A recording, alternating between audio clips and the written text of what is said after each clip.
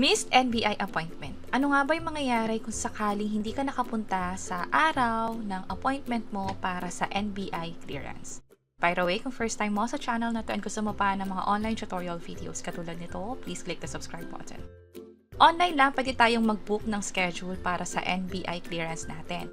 Pero ano yung dapat gawin kung sakaling meron kang schedule, nakapagbayad ka na rin, pero hindi ka nakapunta sa araw na yon? Buti na lang, pwede kang pumunta within the 14 days period. Tulad nga ng sabi dito, if you miss a paid appointment, you have a 15-day grace period to finalize your application.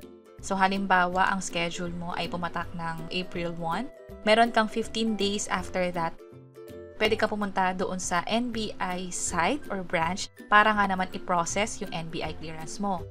At ipakita ko na din na dito nga sa portal pwede tayong mag-apply for clearance. Pag pumunta ka dito sa transaction sa gilid, makikita mo yung paid or confirmed reference number. Ibig sabihin, yan yung araw na dapat pumunta ka.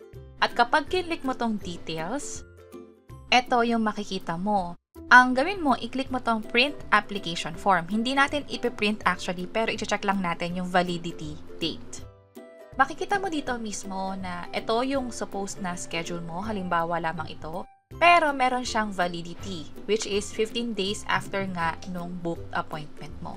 So clearly, kung sakali na mismo ngayong schedule mo, within that 15 days period, dapat makapunta na tayo sa NBI para nga naman i-process na yung NBI clearance natin.